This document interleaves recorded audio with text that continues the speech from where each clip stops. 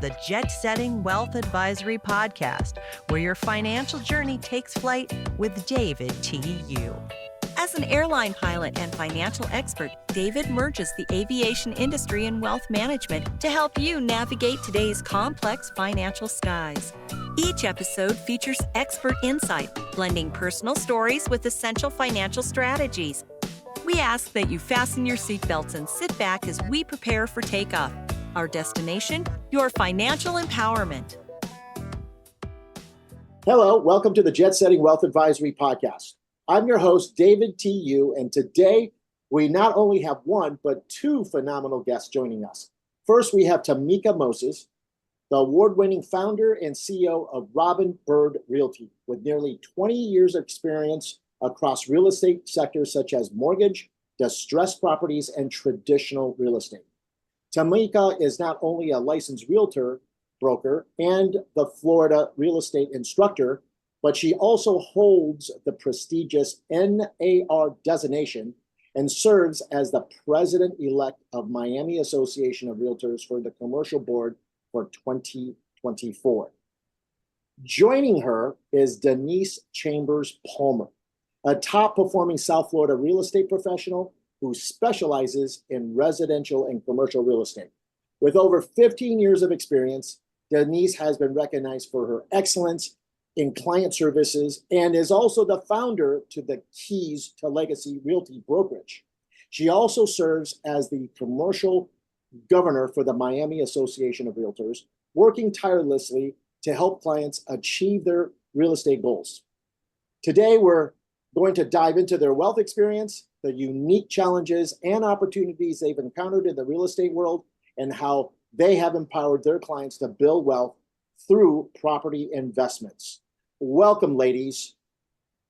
Hi. Hi, thank you for having us. We're so glad to have you. Welcome, ladies. Thank you. Thank you for having us. So happy to have you both on the show. Both of you and I had met at a 1031 commercial real estate luncheon in Fort Lauderdale. And so we are just absolutely delighted to have the both of you on the show today. So let's get started. Tamika and Denise, you both have built impressive careers in real estate. What initially inspired each of you to pursue this industry, and how have your background influenced your approach to real estate? And I'm going to start with Tamika first, and then we'll just kind of flip it on the next question. Well, I kind of fell into this industry. I was initially going to school to become a sportscaster. So I'm a huge sports fan. So my dream job was to be an anchor on ESPN. So people are very surprised. I'm like, yeah, I'm a big, huge sports fanatic. So I attended Florida A&M University for my first couple of years and finished at Florida Atlantic University. So each summer I would come home and I would look at the new home. I would go out with my mom and go look at all of the new home construction sites and everything. And it was so excited to see how South Florida was building up, because I'm born and raised here in the South Florida, in the South Florida area. So I just kind of fell into, one day when I graduated college and everything, I'm like, what is there to do? Because I'm like, it's a very long track to get into journalism. So my mom brought me to attention saying, why don't you become a loan officer? And I'm like, yeah, okay, I'm trying to shake your mouth. So I went and applied and I became a loan officer at this small brokerage in North Miami. And it was such a learning experience. I'm like, okay, I know I was meant to do this. So my broker at the time introduced me to the office. I was so excited. He said, this is your computer. This is the list of lenders. Okay, have a great day. Good luck. And I'm like, what?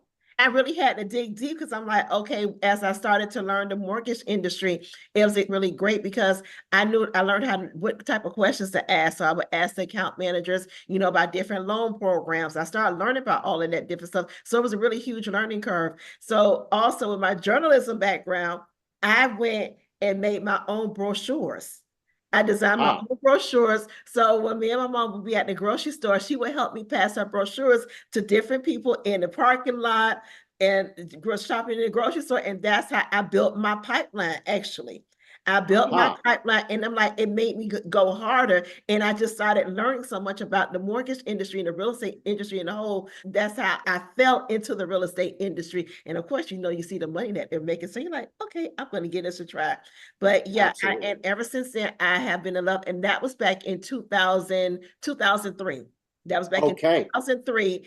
And I was in right before the market crashed. And when the market crashed, I still couldn't see myself doing anything else. I mean, a lot of people I know, they went and left, became a nurse, they became this. And I'm like, I don't see anything else. So I went and learned how to do loan modifications. Sticking it through it, thick and Yes, I thin. stuck through it. I All learned right. loan modifications. I went to work for Bank of America. I went to work for Okay. Bank of America. I learned how to do loan modifications. And then when that contract position was over with, I started doing from other people. So I Got would it. help them modify their mortgage to help them keep their property. Got it. And then when I eventually got my real estate license in 2011, my first deal was $1 million short sale. Then I learned how to do short sales. So it was like Fantastic. it was like I was getting every crap property, but it was the most desired properties that every Okay. investor in town wanted. And that's how I learned really about distressed real estate. So I was getting Okay. the hardest short sales, the hardest this, but I had buyers galore. So that's how I built up my pipeline of who were real authentic buyers. Got So it. it was a learning curve for me to get into this industry. It was a learning curve as I built myself up into this industry. So fast forward to today, I still was able to obtain my master's degree from FIU. So I look at real estate at a whole nother level, dealing with REITs and everything, private equity funds. And now I'm just like so excited. So when people say, oh my God, the market is bad, I'm like, no, the market is not bad. If you survived through 2008, 8. you can go through anything. And I'm like, you can survive real estate here in South Florida, you can survive anywhere. Fantastic. Denise, how did you start your real estate passion? My real estate journey did not begin as a passion. To be Okay. honest, I am a teacher at heart. I migrated to the United States about 10 years ago. I came Okay. in teacher, and my brother was actually looking for a home. My younger brother was looking for a home, and he has been doing that for like 3 years, and he just couldn't find anything. And being the big sister, I'm like, I'm going to get my real estate license. I had no clue about real estate at the time. I'm going to find that house for you. So I went to school, took the exam in about 2 weeks, and got the license. And sure enough, I sold him his first home, and he was looking for 3 years. So that's how I got into it, because I was motivated. I saw how my brother was just distressed, and he was going to properties after property, even in the night, looking, driving the street, looking, and couldn't find anything. And that's how I got into it. Now, once I'm in real estate, I realized that I love it so much, just to see the joy on his face. And he was the first one to acquire a home here, the first generation, bridge the gap. I said, no, I can't stop. I couldn't stop. It was like a bug. The more you get it, the more you want to help others. And that's how you took off.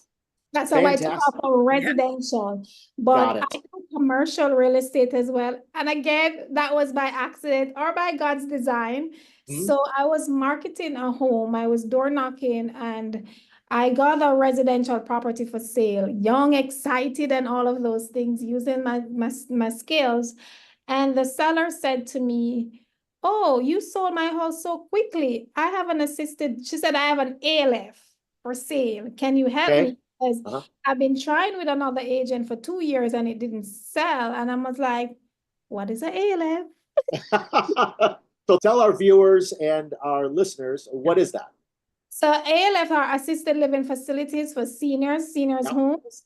And so I said to her, I'm great at marketing. I can sell a house. I know how to deal with clients. I know what clients are looking for, and I can meet their needs. So if you tell me what an assisted living facility is, I can tell if I can do it.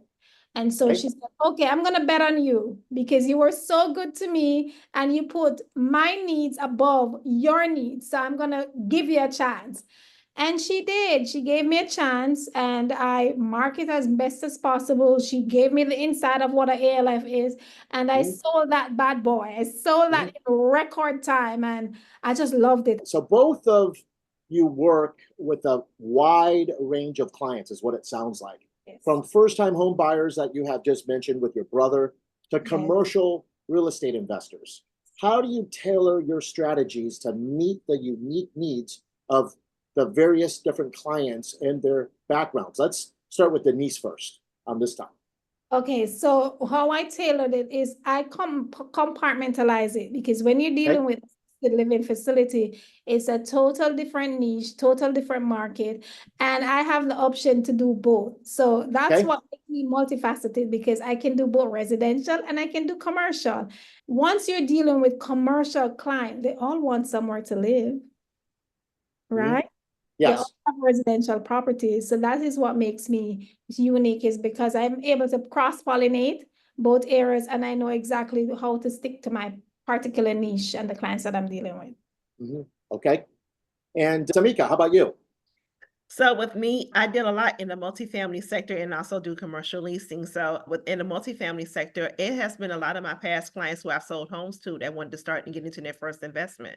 So they're usually taking out an equity line of credit or something. And I'm always that person to help them start off first. I always say, you don't have to go for the 10 to 20 unit. Let's start out with a 2 to 4 unit where we're still able to use the Fannie Mae or the Freddie and the Fannie Mae or the FHA. So that's what I utilize. And then as they continue to build up, then I work with them to scale up into that sector. When I have those commercial clients, I deal with a lot of small businesses and helping them find leases. So I do a lot of heavy online marketing. I remember, because I know a lot of small businesses, they always get overlooked because they're like, I'm not a large business, I'm starting out. But a lot of those smaller businesses who I work with, they are turned into multi-million-dollar businesses. So they've always referred me clients because you're like, you took the time to find me the space that I needed to make sure all my documents in order, because a lot of people don't know what documentation we would need for a lease. They just think, okay, I saw this first as security. They didn't know it's lease documentations. They're looking at your financials. They're looking at all of these different things.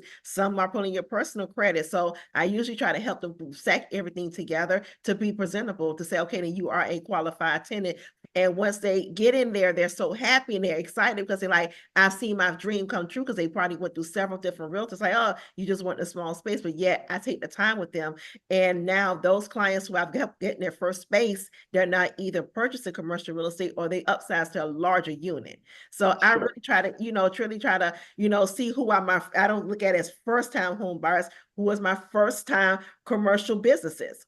And we have to be able to stick with that. And then you just have to give them the guidance. So I don't call myself as a broker. I call myself an advisor to them. And I tell them, like, if I'm not a specialist or something, this is my toolkit. These are the people I can send you to, I can refer you to, and these are the people who I will bring you in order for you to understand. Fantastic. Yes.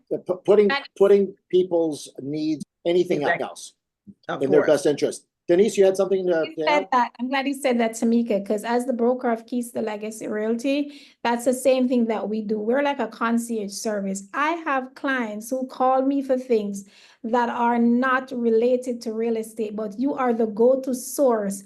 And they also come to you for advice. What do you think of this before I make a move? What do you think of this before I make an investment? We're not just working by ourselves, but we have other professionals that are very knowledgeable in different areas that we can be the resource and the solution for their issues that they have. And it doesn't matter if an investor is investing $50,000 or $5 million or $50 million, you still get the same level of premium services.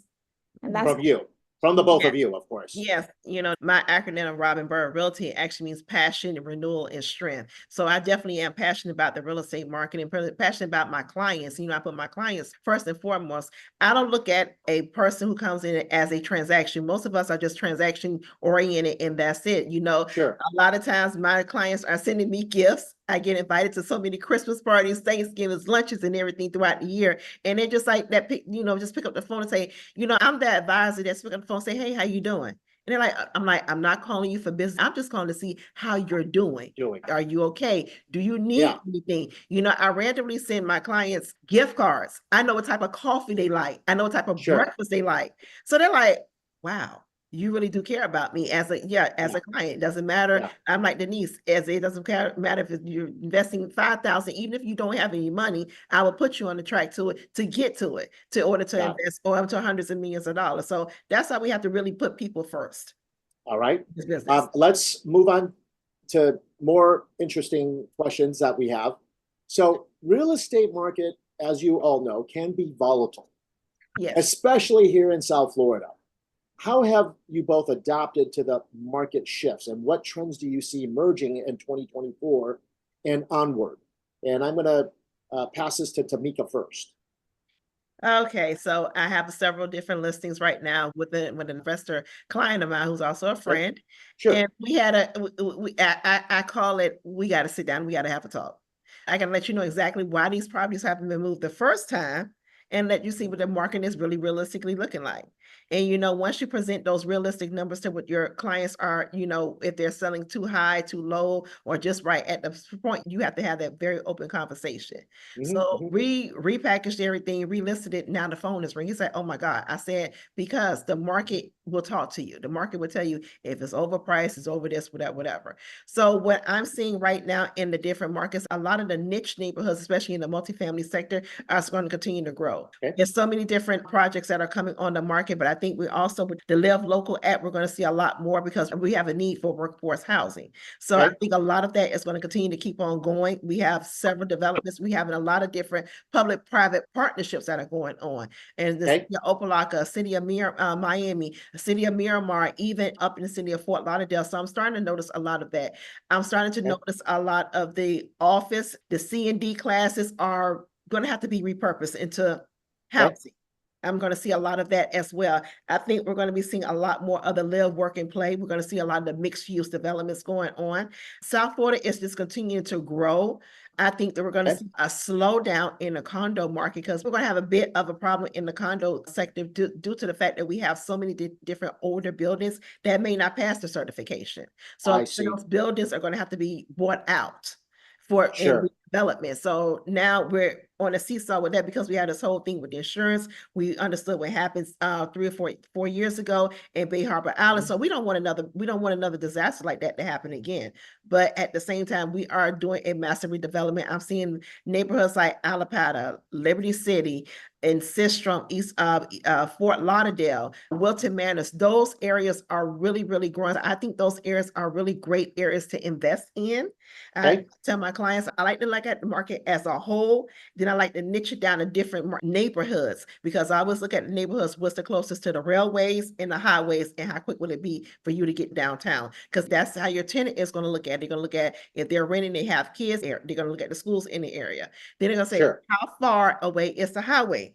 If I'm taking now the Bright Line, which is becoming more and more popular, how far away is it to the Bright Line train station? And then if I work downtown, how far away is downtown Miami or Fort Lauderdale? So it's a lot of different factors that play into that when you're doing multifamily development. Denise, what have you seen in terms of market shifts, and what's your thought on the trends emerging in 2024 and beyond?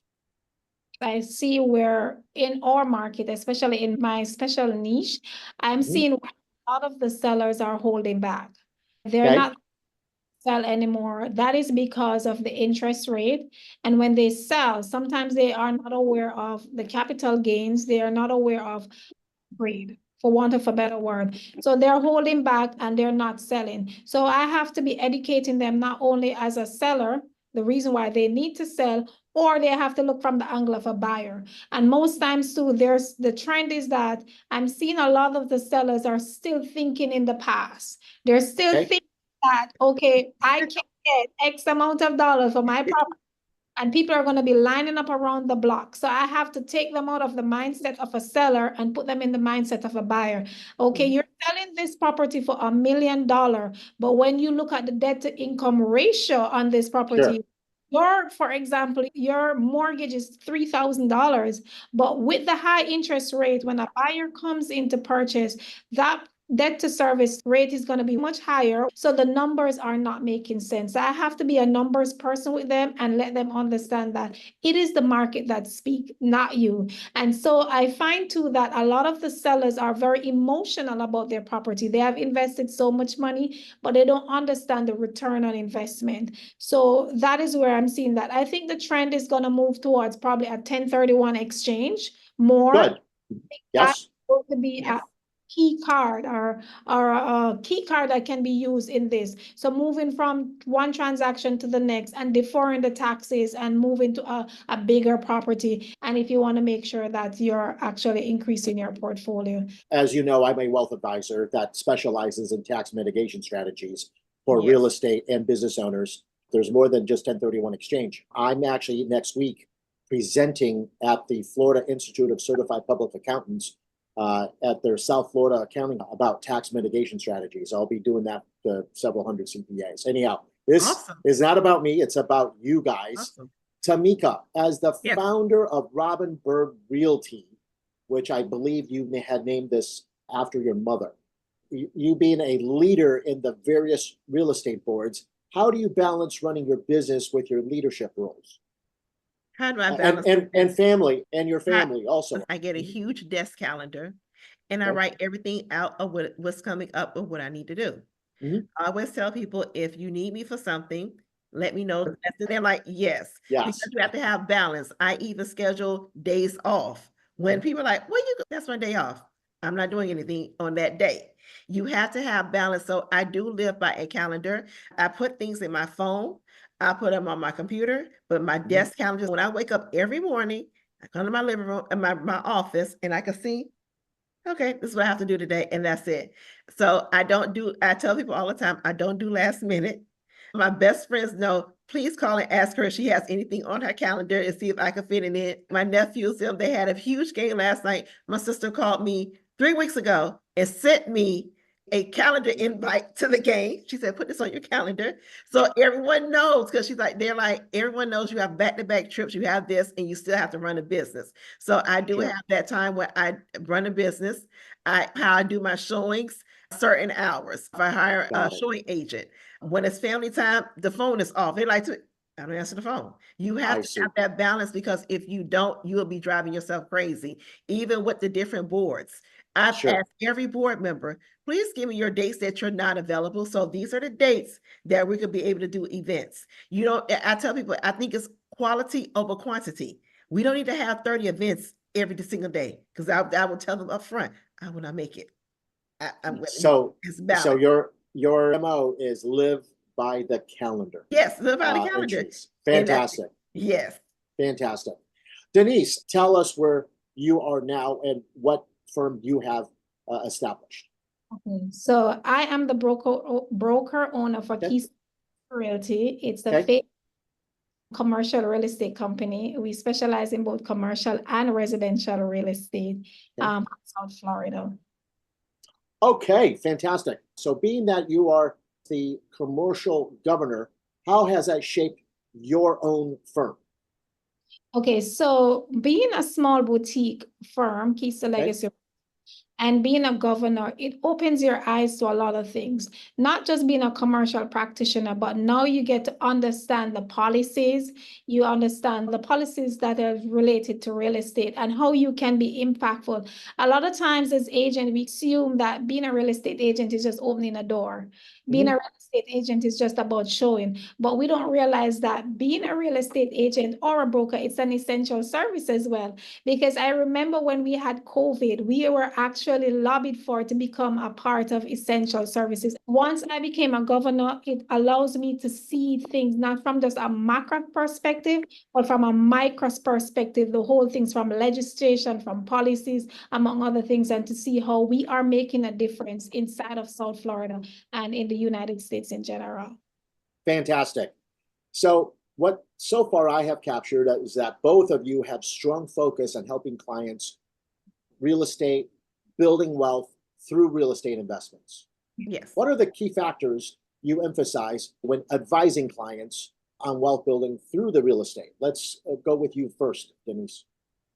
Okay, some of the key factors that I have my clients look at is to have knowledge. The more educated you are, the better you're able to make a decision. I may know what is needed in the industry for you to make that decision, but ultimately you have to make that decision. And I empower my buyers or the clients, the residents, among other things, to make that decision through education. That's the first thing. The second thing that I also do as well is not just only education, but make sure that they have the right resources necessary.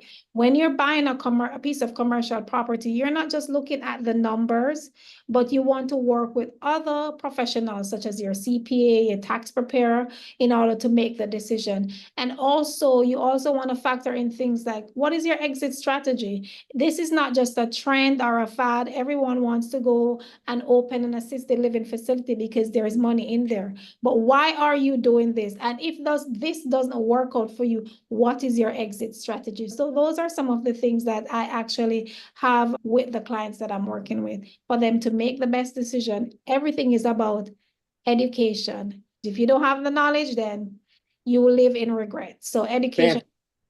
Education. Tamika, how about you? What are the key factors that you emphasize when advising clients on wealth building through real estate? Well, you just hit the word advising. I advise them on, and I'm a big educator as well. So I let them know what is the short-term goals and what is the long-term goals, and let's make a plan. Is this the right fit for you with this multifamily? Do you have the right resources in place for us? Property management? Do you have your CPA? Do you have your real estate attorney? Do you have an appraiser? I ask them all these different questions. Then I ask them about your financials. Are you financial? Can you really take this on or whatever? So you have to really look at, and I will also make sure if it's a multifamily, is it cash flowing properly? And if it's not cash flowing property, what is the steps that we need to make sure it's cash flow, it's going to cash flow properly? Is this the right property for you, or even to be able to obtain? So you really have to be able to be a true advisor, not just be a transaction broker and just say, all right, I'm just making a sale and keep it moving. Because some people, even in the commercial industry, want you to hold their hand. Listen, I'm that person. I'm advising you and I'm here for you. Sure. You really do have to just, it's so many different keys, but I always say educate them, advise. You are really their true advisor, making sure they're making the best financial decision. You want to make sure that they're purchasing something, especially in the multifamily sector. Is this going to be a long-term investment, or do you even see yourself pass this down? Are you starting to continue to build generational wealth for your family with this multifamily? Sure. So that is some of the things I actually look at, because some people, they just buy because okay, they say on social media, I go buy this. Okay, but let's make sure we have everything in order. Cross our T's and dot our I's and make sure we have everything in order so you continue to keep on building this way. Is this the right sector that you even want to invest in? Because I have some people that, they invested in multifamily and I say, I don't like this sector. I don't want to deal with tenants. All right, I don't want to deal with the property management. Now we got this problem that you want to get rid of. So what are we doing? So yeah, I think one of the key things is be a true advisor. And okay. What Tamika says, I strongly believe that when you educate the clients, right? Yeah. They make the decision. In most instances, when things doesn't go the way it should, most time it doesn't come back on the advisors because they said they were aware of it. And our job, for me personally, and at Keystone Legacy Realty, what we do, we treat all of these investments as if we were investing for our own self. So because we know we have the vested interest, we want to make sure that they're making the right decision. And in doing so, it's just about educating and giving them the resource necessary to make the right decision. I've had clients that are working with assisted living facility. They were not my original clients. They started out in the business, and the number one complaint they have was that I didn't know. I went into this, my friend was doing it and I wanted to do it. Now I'm trying it. I made a bad sale. I made a bad this. That's because they were not given the conglomerate of all the information to put the pieces together properly. But now that then they have a solid foundation. And like Tamika as well, with myself, when I have new clients coming in, we have the reputation. We have other persons that they can call to see what we have done. Okay, we have our Rolodex and say, okay, you're doing an assisted living facility. Let me introduce you to 2 or 3 people who have done this before and how they are successful or not, so you can make the decision for yourself. Fantastic. So what it sounds like is, for the both of you, the emphasis and the core is education, educating your clients and making sure that they understand the value, not only for what you both can provide to your clients, but of course, let them understand what they're looking for and helping them set goals and objectives. Yes. Tamika, you have not only a licensed real estate instructor and founded a real estate school. What is the absolute core understanding that they should take away when you are educating them on real estate? What is the most important thing that you want them to take away? That real estate is actually, it's a lot of work.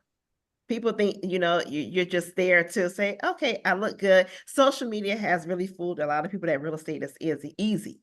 And I'm Okay. like, it takes a lot of training. It takes time. This isn't something I always hear people say now, oh, you can scale up really quick. I'm like, no, you can't scale up really quick. Mm-hmm. I think the best lessons I've ever learned is when the real estate market gets rough.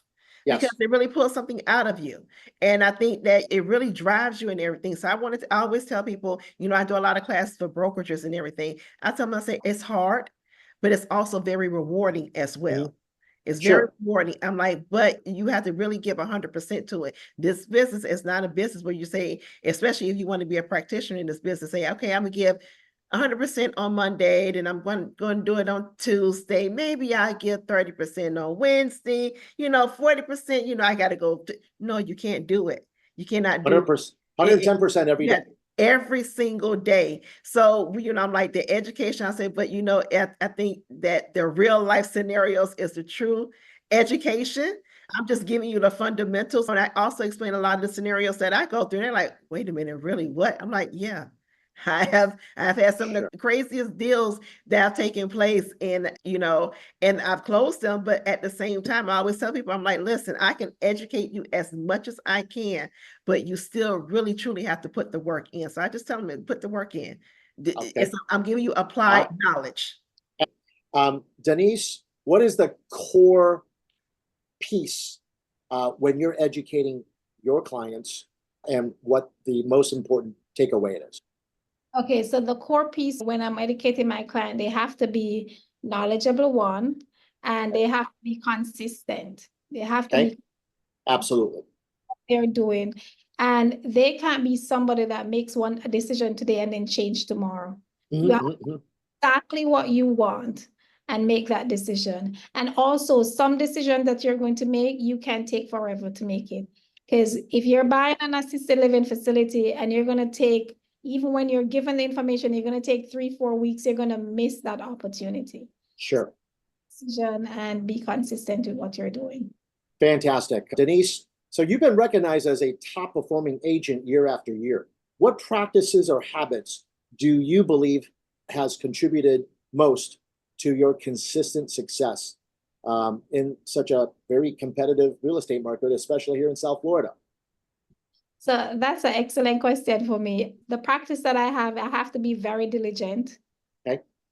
I have the motto that I have is diligent with persistent will result in excellent results. So I'm very diligent in what I do, very intentional with what I do. Being a real estate agent means that I'm forever a student. I'm going to university for a PhD in education, quote unquote. Awesome. We're always learning, not real school for PhD, but because you're a student, you're always going to be a practitioner, but you're always going to be a student because things are always changing. How we do real estate 3, 4, 5 years ago is not the same way we're going to do it today. And it may not be the same way we're going to do it next year. So you have to be on the pulse and always learning and be consistent and be diligent in order to become a top producer. Fantastic. Tamika. Yes. So you're the president-elect of the Miami Association of Realtors for Commercial Board for 2024 through 2025. Now I'm becoming the president in 2025. Oh, okay. So let's start that again. So Tamika, yes. You are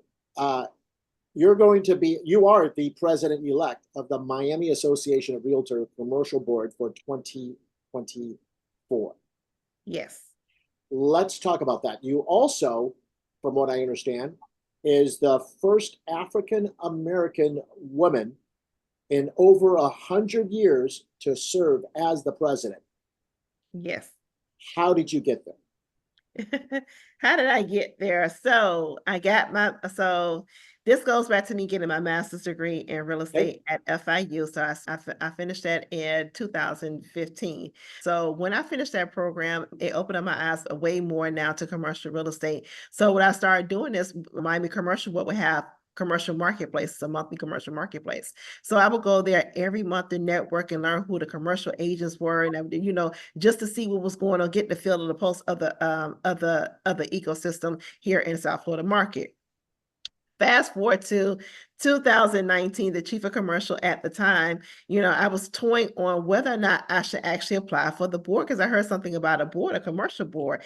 And they said, yeah, he said, yeah, go ahead and apply. Yeah, I think you're qualified. I'm like, well, I don't have as many sales at the time as the other commercial brokers do. They're like, just go ahead and apply. So I applied, and then I was the first person of color, a male or female, ever on the Miami Commercial Board. And I've just been working my way up for the last 5 years, up to the president-elect. So I'll be the 2025 incoming president for the Miami Commercial Board. Our board is the biggest, our whole entire board is the largest local state association board in the country, and our commercial board itself is the third largest in the country. So it's truly an honor. It's less than 2% of African Americans that actually practice commercial real estate full time. Yes. So it's truly an honor. Our board is very diverse. Now we bringing in other people of color, of other nationalities, because we want to get sure. I wanted to ensure there are more people of to make our boards more diverse. I wanted to make sure that every nationality was represented on our different boards and everything, especially our commercial board, because commercial is very hard to get into. Absolutely. I call it a unspoken but spoken fraternity. It's really, really hard to get into. And once you break into that system and break into when you're doing the bigger deals and everything, it's a whole new world. So I'm just truly honored and humbled about what's coming out for me in 2025. I think we call it sorority now. Yes, yes. Fraternity and sorority. Yes. For sorority.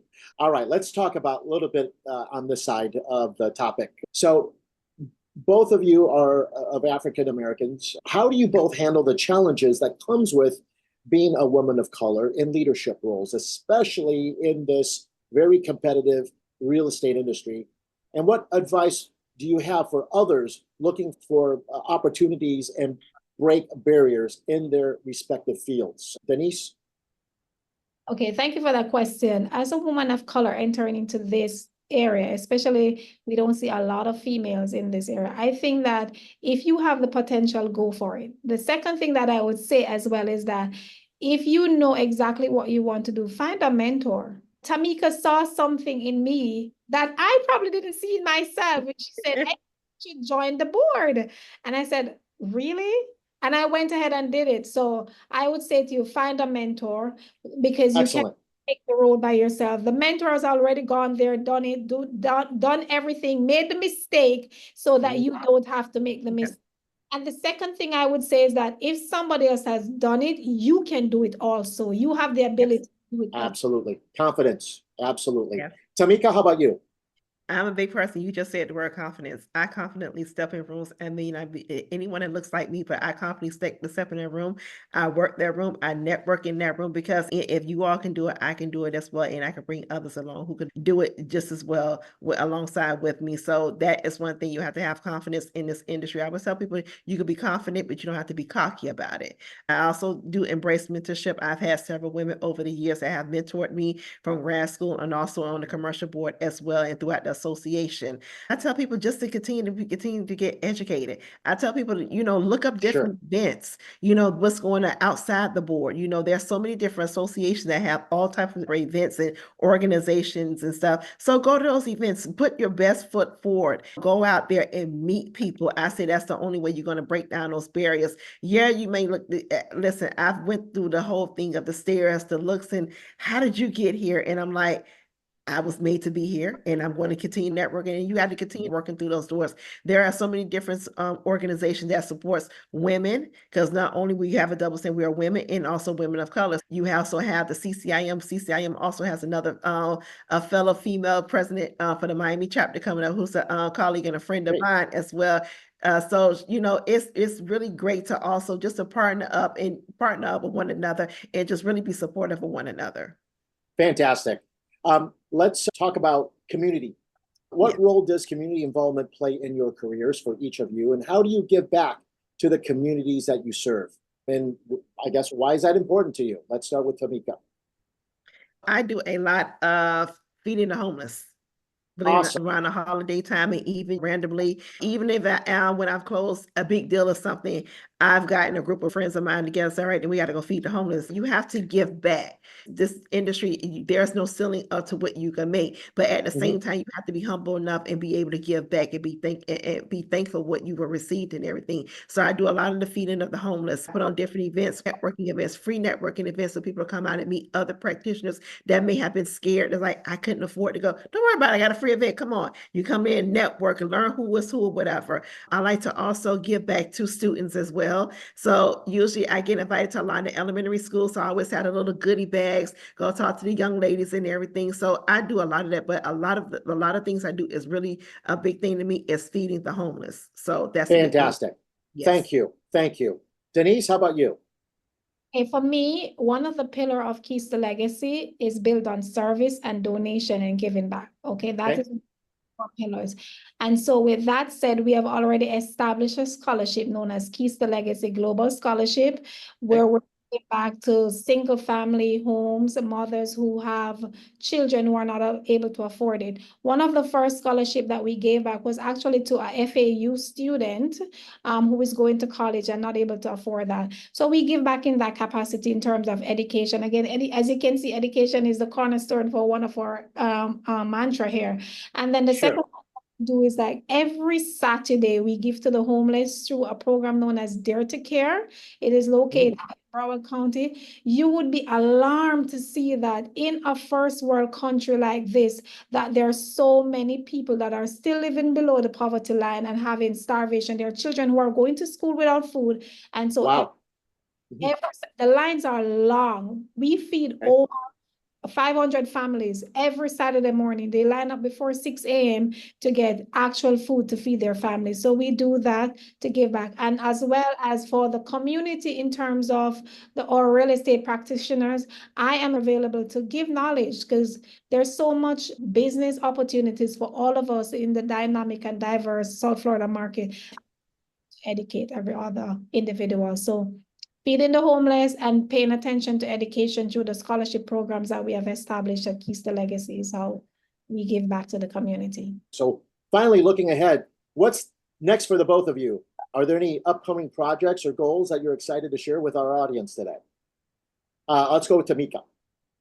So, of course, becoming the Miami Association First Black Woman of Miami Commercial Board, that's exciting for me. And also, I'm a member also of the Black Professionals Network. So we just started the Commercial Real Estate Council on the side of Black Professionals Network, which is called the Black Real Estate Investment Council. So it's several different developers who are actually developing here in South Florida and also in Central Florida.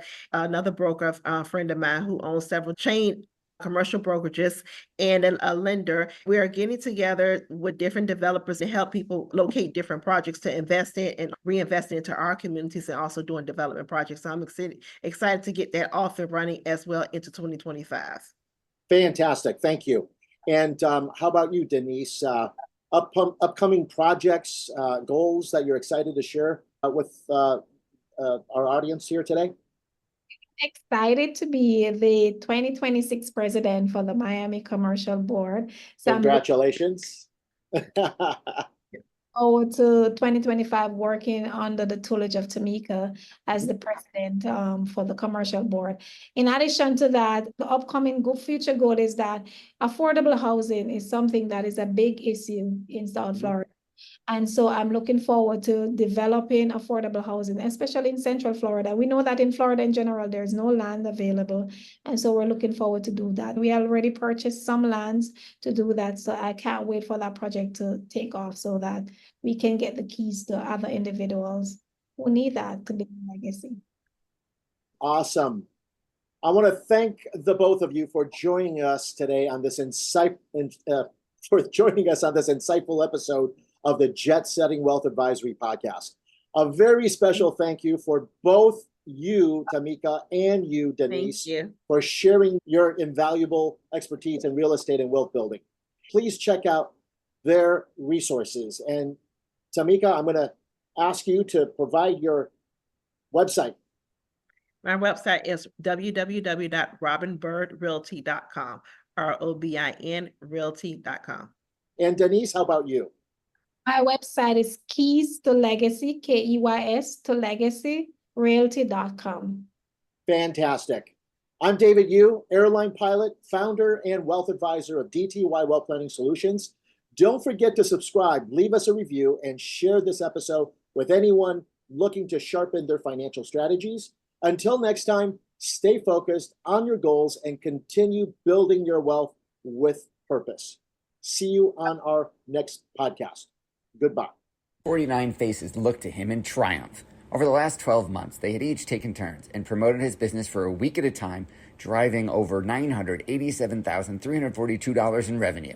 What if you had a network of 50 centers of influence who promoted your business every week for a year? Grab your copy of the #1 Amazon best-selling book, The Ultimate Guide to Growing Your Business with a Podcast, at 33% off the Amazon price by going to ultimatepodcastbook.com. Again, that website for 33% off the Amazon price is ultimatepodcastbook.com.